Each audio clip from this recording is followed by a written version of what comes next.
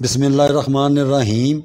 सबसे पहले इस बात को बगौर पढ़ कर समझ लें कि ये नूरानी उलूम हैं और इनके पढ़ने से मौकलात की आमद होती है, और जिस बात के मुतल्लक़ कोई आगाही चाहता हो तो ये बिल्कुल सच बताते हैं। अब इस सच को बर्दाश्त करने वाला फ़र्द भी होना चाहिए। ये नहीं कि इस वजीफ़े में हकीकत को मालूम कर लिया और उसके बाद अपना गुस्सा और गम दिखाते हुए कोई ऐसा कदम उठाया जाए जिससे मज़ीद ज़िंदगी में मुश्किलात और मुसीबतों का सामना करना पड़ जाए। ऐसी बुनियाद पर इस नूरी अमल को करने वाला अल्लाह सुब्हानो तआला का गुनाहगार भी होगा और ख़ुद भी कई ऐसी तकलीफ़ों में मुब्तला होगा जिसके मुतल्लक़ सोचा भी नहीं होगा। इसलिए इस नूरी अमल को सिर्फ़ बुरे लोगों से बचने और अपने असल उन दुश्मनों तक रसाई हासिल करना है ताकि हम उनके हर ज़ाहरी और बातनी तरीके से अपनी ज़िंदगी में होने वाले नुकसानात और उनके शर से बच सकें और अपने अंदर इतनी क़ुव्वत बर्दाश्त रखें कि वो सामने भी आए तो उसको महसूस ना हो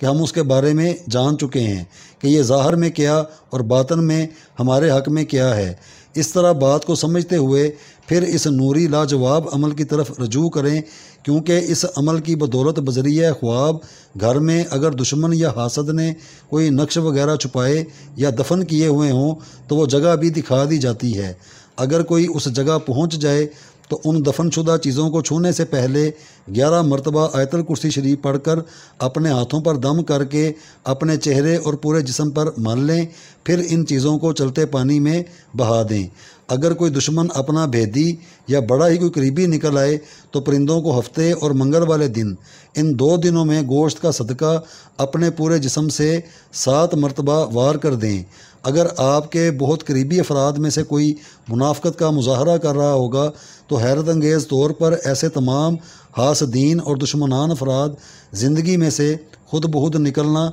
शुरू हो जाएंगे। गर्ज़ के रूहानी नूरानी ऐसी ऐसी निशानियाँ ज़हूर में आएंगी कि हैरत होगी। लेकिन इन सब बातों को अपने सीने और दिल में रखते जाना ये सबसे बड़ी कामयाबी की दलील होगी। अपने ऊपर जादू करने या करवाने वाले, बद नज़र लगाने वाले और हर वक्त हसद की आग में जलते हुए हमको रोज़ाना ही नई नई तकलीफ़ और अजियत में मुब्तला करने वाले, जो जादू करके हमारा निशाना बांध कर हमको हिट करता है, उसका दुरुस्त तौर पर मालूम करने के लिए कि कौन हमारा सगा और कौन हमारा दुश्मन हम ही में बनकर बैठा हुआ है। इसके अलावा ऐसी बातें मालूम करना जिसका हमें मालूम नहीं होता, और जब वो काम हम कर गुज़रते हैं तब नुकसान, दुख और तकलीफ़ की शक्ल में उसका सामना करना पड़ता है। इन सब बातों का पहले से मालूम करने के लिए इस अमल को 2 तरीक़ों से किया जा सकता है। एक तो करने वाला अमल की शक्ल में होगा और दूसरा वजीफ़े की शक्ल में, सिर्फ़ रात को बाद नमाज इशा या तहज्जुद। जिस तरह किसी की रात को सोने की रूटीन हो, इसको अपने मकसद का कामल तसव्वुर बांध कर 1100 मरतबा पढ़ें और तब तक लगातार पढ़ते जाएं जब तक जादू, दुश्मन, हासद के चेहरे सामने वाज़े होकर नहीं आ जाते और आएंगे। ये सब हकीकत की शक्ल में ऐसा नहीं होता कि जिसको हम ज़िंदगी में अपना दुश्मन समझ रहे हों वो हमारा हकीकी दुश्मन हो ही ना और हम शको शुबे में मुब्तला हों। इस अमल का ये फ़ायदा होगा कि जो हकीकत में हमारा दुश्मन हासद और हम पर गंदे पलीद अमल करता है वो सामने आएगा, शक शुबे की बुनियाद पर नहीं, हकीकत में जो होगा। इसी अमल में से अगर कोई तालब महबूब आपस में प्यार और मोहब्बत करते हैं और शादी करने का इरादा भी रखते हैं, लेकिन ऐसा हकीकत में होता तो उस महबूब के असल हालात और वाक़यात जानने के लिए भी इस अमल को किया जा सकता है। ये अमल उस सूरत में किया जाएगा जैसे तालब या महबूब एक दूसरे को चीट करते हैं तो उनकी असलियत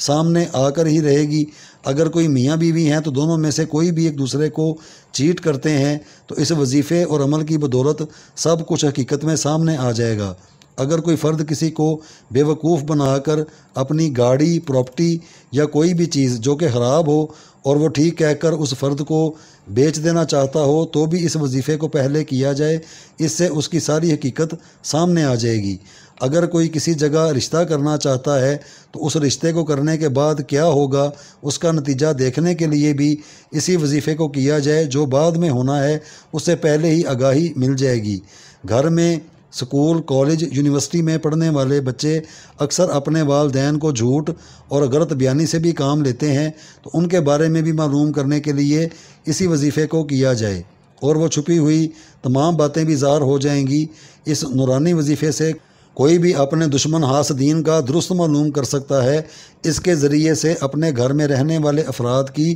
اصلاح کر سکتا ہے اور کئی ایسے نقصانات سے بچ سکتا ہے۔ اس وظیفے کو ہرگز ناجائز اس صورت میں مت کریں کہ کسی کی پوشیدہ اور خفیہ زندگی کے بارے میں معلوم کرنے کی غرض سے کرنا۔ ایسا کرنے کی صورت میں ہر کوئی اپنے نقصان کا خود ذمہ دار ہوگا۔ سب سے پہلے اس کی زکوٰۃ کا طریقہ کار یہ ہوگا کہ روزانہ بعد نماز عشاء یا رات کا ایسا کوئی وقت رکھ لیں جس میں کوئی پریشان نہ کرتا ہو اور بالکل فراغت والا وقت ہو۔ اس میں 1100 مرتبہ بسم اللہ الرحمن الرحیم ایک مرتبہ پڑھ کر یا خبیر و اخبرنی من اسرار الغیب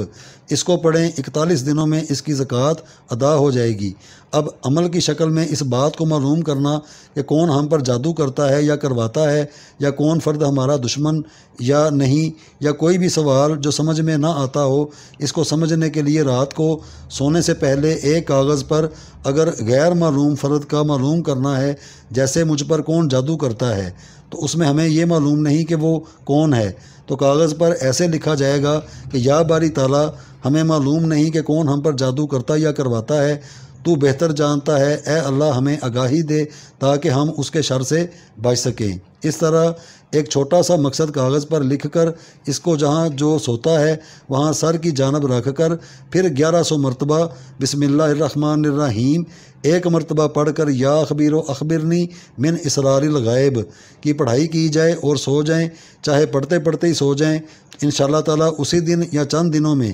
جو حقیقت اس معاملے میں چھپی ہوئی ہوگی وہ سامنے آئے گی۔ اس مثال کو سمجھتے ہوئے کوئی کسی کے بارے میں اصل حقائق معلوم کرنا چاہتا ہے تو کاغذ پر اس مقصد کے حوالے سے لکھیں، اپنے سر کی جانب اس کاغذ کو رکھیں اور خود 1100 مرتبہ بسم اللہ الرحمن الرحیم ایک مرتبہ پڑھ کر یا خبیر و اخبرنی من اسرار الغیب کی پڑھائی شروع کر دیں، تو انشاءاللہ اندر کی بات باہر آئے گی، لیکن اس کو اپنے سینے میں ایک راز کی طرح راز ہی رکھیں تو اسی میں کامیابی ہوگی، اور اگر منہ کھول دیا تو بہت زیادہ نقصان بھگتنا ہوگا۔ میری دعا ہے کہ ہر کوئی میرا مسلمان بہن بھائی اس کو صرف اپنی زندگی میں کسی فرد سے پریشان اور اس کے شر سے محفوظ رہنے کے لیے ہی کرے گا، اور یہاں اس کو بتانے کا مقصد بھی یہی ہے۔ اگر کوئی جان بوجھ کر کسی کی زندگی میں دخل دے گا یا کسی کو بلیک میل کرنے کی غرض سے اس کو کرے گا تو ہم اس سے بری الذمہ ہیں، یہ اللہ اور اس فرد کا معاملہ ہوگا۔ زکوٰۃ دینے کی غرض سے اس عمل کو